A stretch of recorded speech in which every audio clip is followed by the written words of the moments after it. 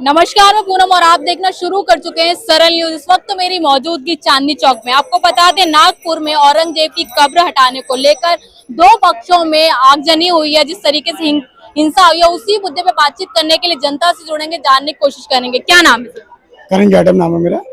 ये बताइए, जिस तरीके से कहा जाता है कि डबल इंजन की सरकार है महाराष्ट्र में, और जिस तरीके से वहाँ की वायलेंस की जो तस्वीरें आ रही है, उसको लेके क्या कहेंगे? देखो, मैं तो एक चीज कहना चाहूंगा कि जहाँ इनकी बीजेपी सरकार है, दंगे वहीं क्यों हो रहे हैं? ठीक है, जबकि देश में शांतिपूर्वक तरीके से जो सहनशीलता होना चाहिए इसके अंदर, जब से रिसेंटली मैं देख रहा हूँ 10-12 सालों के अंदर बीजेपी का कार्यकाल जब से आया है सेंट्रल में, जब से हर जगह दंगे, हर जगह मुठभेड़ी हो रही है। क्यों हो रही है? क्या ऐसा रीजन रहा है जो आपकी सरकार है, आपकी डबल इंजन सरकार होते हुए इस चीज को कंट्रोल नहीं कर पा रही? कहीं ना कहीं कमी है ना, यानी कि आपकी। अभी यूपी के अंदर पीछे उठा के देख लिया आप, यूपी में दंगे, कभी रेप हो रहा है, कभी आए दिन उत्पीड़न, कुछ ना कुछ हो ही रहा है कांड। तो क्यों आपकी यानी कि सारी सरकार आपकी फेल हो रही है? क्या लग रहा है, जिस तरीके से एक समुदाय औरंगजेब की कब्र को हटाने को लेकर जो हिंसा हुई है, क्या सही है किसी की कब्र को कहा जा रहा है कि उनका कोई भी सबूत वहाँ पे नहीं रहना चाहिए? मैं एक चीज बताऊंगा, ये कब्र खोदने की जरूरत क्या है आपको? जो चीज इंडियन कॉन्स्टिट्यूशन कहता है, जो चीज वहीं है वहीं की वहीं रहेगी, चाहे वो तीर्थ स्थल हो या कोई भी कब्रिस्तान हो या कुछ भी हो। जो संविधान के अकॉर्डिंग संविधान लागू होने वाला ये है कि जहाँ है वहीं रहेगा। ठीक है, तो आपको कब्र खोदने से बेनिफिट क्या है? कब्र खोदने से अगर देश के अंदर मजबूत हो रहा है, देश के अंदर गरीबी खत्म हो रही है, देश के अंदर बेरोजगारी खत्म हो रही है, तो आप खोदो कब्र। कोई मतलब तो नहीं निकले ना कब्र खोदने। ये तो फालतू का मुद्दा बनाया जा रहा है, देश में हिंसा फैलाने की रणनीति चल रही है बीजेपी सरकार की। तो ये मैं इस चीज को गलत मानता हूँ। कब्र खोदने से कोई बेनिफिट नहीं होने वाला। आप देश की जनता की खुशहाल की बात करो ना। देश में रोजगार कैसे बढ़ेगा? देश में बेरोजगारी हो रही है, कैसे बढ़ेगी? चरमसी महंगाई चरमसीमा पर है। बताइए, इन सब मुद्दों को भटकाए जा रहे हैं, ये माइंड डाइवर्ट किए। लेकिन बीजेपी वाले ये कह रहे हैं कि जो हिंसा वहाँ पर हुई है, उसमें कहीं ना कहीं कांग्रेस का हाथ है। कांग्रेस का हाथ कैसे हो जाएगा? आप एक चीज बताइए, सरकार आपकी चल रही है, किसका हाथ हो सकता है? मतलब कांग्रेस वाले करा रहे हैं, गलत करा तो कांग्रेस वाले करा, अच्छा करा तो आपने करा है। ये कौन सी राजनीति चल रही है? आप सरकार में बैठे हो, आप कानून में बैठे हो, आपकी पुलिस डिपार्टमेंट आपके अंडर में, वहां का आप करो ना कार्रवाई, करो कार्रवाई। जो गलत है उसको दोषी ठहराओ, डालो कस्टडी में, नहीं डालोगे आप क्यों? आपको पता आपके लोग ही निकलेंगे उसमें। आपने पीछे वो प्रज्वल रमन्ना का सुना था ना, कि प्रज्वल रमन्ना जिसका मोदी जी ने प्रचार करा था, उस पर कितने रेप का आरोप, वीडियो का शूट का आरोप था। क्या हुआ? इनकी पार्टी का नेता, इसलिए कोई वो नहीं हुआ एक्शन। तो ये चीज समझना पड़ेगी।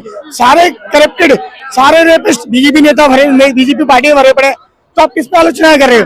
क्या कहेंगे, जो नागपुर में हिंसा हो रही है उसका कौन दोषी है, और क्यों मतलब जो बीती हुई चीजें उनको क्यों दोबारा से उखाड़ा जाता है? जी, पहले तो सभी सनातनी हो, मेरा जय श्री राम जी। बिल्कुल क्यों नहीं होना चाहिए? बाबर, औरंगजेब, अकबर, हुमायूं, जितने भी आक्रांता है देश का, सबका नाम मिटना चाहिए। और मैं तो सीधा सरकार से फडणवीस जी से निवेदन करना चाहता हूँ कि जिस तरह विपक्षी दल के नेता कहते थे राम मंदिर की जगह अस्पताल बना दो, मैं उसी तर्ज पे चाहता हूँ औरंगजेब की कब्र पे शौचालय बना दिया जाए। जी बिल्कुल। ये कह रहे हैं क्यों नहीं होना चाहिए? क्या चीज होनी चाहिए? बेटा पहले बताओ, कि कब्र को क्यों नहीं उखाड़ना चाहिए? इन जैसे अंधे भक्तों के चक्कर में हमारा देश बर्बाद हो जाए। इन जैसे अंधे भक्तों के चक्कर में देश हमारा बर्बाद हो जाए। नहीं है, इनको पता मुद्दा होता नहीं है। इनको ये नहीं पता देश को खुशहाल कैसे बनाना, इनको ये नहीं पता शिक्षा कैसे आएगी, इनको ये नहीं पता देश ग्रोथ कैसे करेगा। शौचालय बना देना चाहिए। बड़े शौचालय खाने के लिए पैसे नहीं, लोगों का शौचालय कहाँ से जाएगा? शौचालय अरे 2014 से पहले का तू कितना डीएम भर डाके था वो? मैं कह रहा 2000 पहले से पहले डीएम था तेरे में, कितने डीएम थे तेरे में? मैं पूछ रहा हूँ कितने थे? अरे मैं पूछ रहा हूँ ना, मैं बता दे तो ले लो, ले लो। जवाब नहीं सुना, भागना है। जवाब नहीं सुना, इनको भागना है। इनका मुद्दा नहीं, इनको बाद में तिलंगी लगा के भागने वाले लोग हैं। क्या कहेंगे अंकल, जो देखो बताओ ना, ये बोलोगे जो 2014 के बाद एक डीएम बना आपके घर में। मैं बता दूं, ये बोलोगे जो 2014 के बाद कंगना रनावत के बात का समर्थन करते हैं वो लोग हैं क्या? 2014 के बाद देश आजाद हुआ, इनका मतलब तो वो है।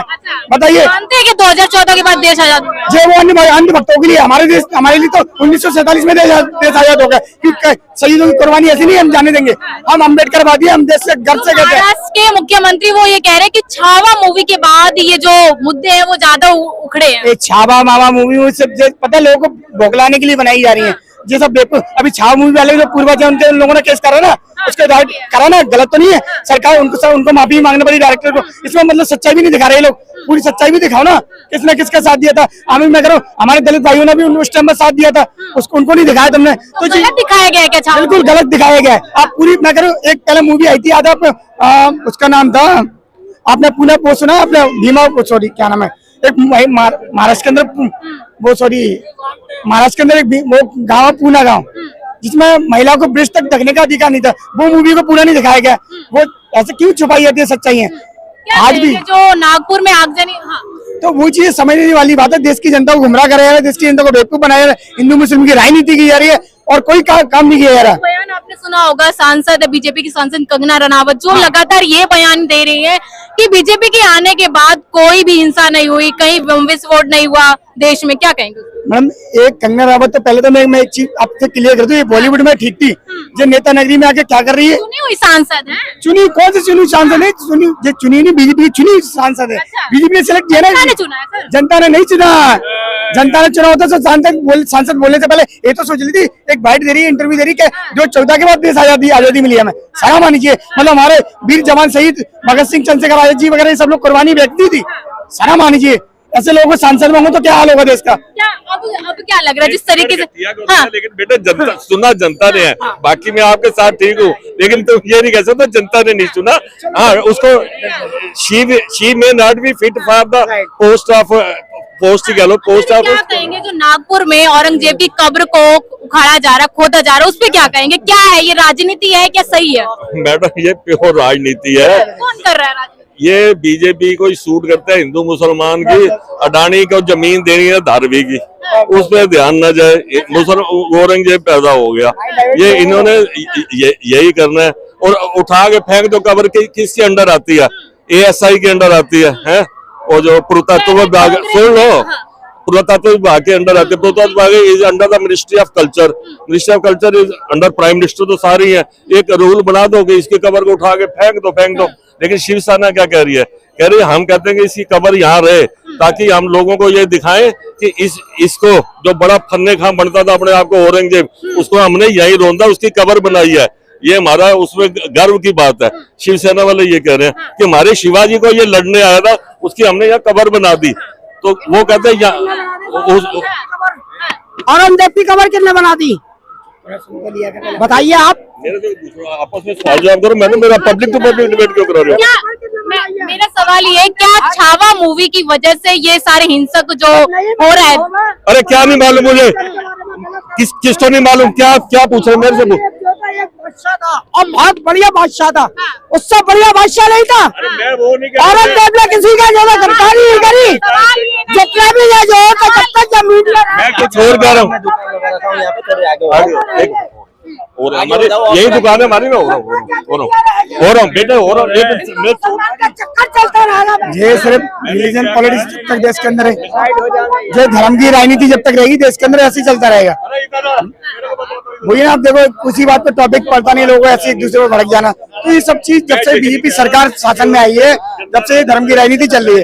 कभी एक लास्ट सवाल ये है, जिस तरीके से लगातार बीजेपी ये कहती है कि डबल इंजन की सरकार में सब कुछ सही है, सब कुछ विकास हो रहा है, तो क्या कहेंगे? जिस तरीके से हिंसक जो फैल रही है उस पर क्या कहेंगे? बहुत गलत हो रहा है, क्योंकि मैम तो ये चाहते देश के अंदर जो भी शांतिपूर्वक तरीके से सारे देश चले, हमारा भाईचारा बना रहे, हमेशा सहनशीलता हो, लोगों को रोजगार मिले, लोगों को शिक्षा मिले, इन सब मुद्दों पर बात होनी चाहिए। लेकिन आज की पॉलिटिक्स क्या चल रही है, राजनीति सिर्फ रिलीजन पॉलिटिक्स, धर्म की राजनीति, वो उससे हट के इनको काम करना पड़ेगा। हम ये नहीं कहते कि कोई नेता खराब होता है, नेता खराब नहीं, नेता के कार्य खराब होते हैं।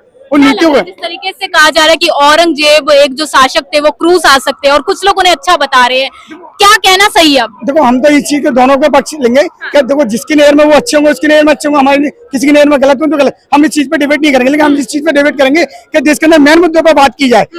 मेन मुद्दे क्या है? महंगाई, बेरोजगारी, एजुकेशन, ये तीनों चीजों पर बात की जाए, लेकिन उन पर कोई बात करने को तैयार नहीं है। आज महंगाई पहले चरम सीमा पर आ चुकी है, कोई नेता बात कर रहा है आज के टाइम में? मोदी जी विदेश जाकर इंटरव्यू देते, कोई ऐसा मुद्दा उठाते थे जिसमें हमारा विरोध करने वाली बात हो?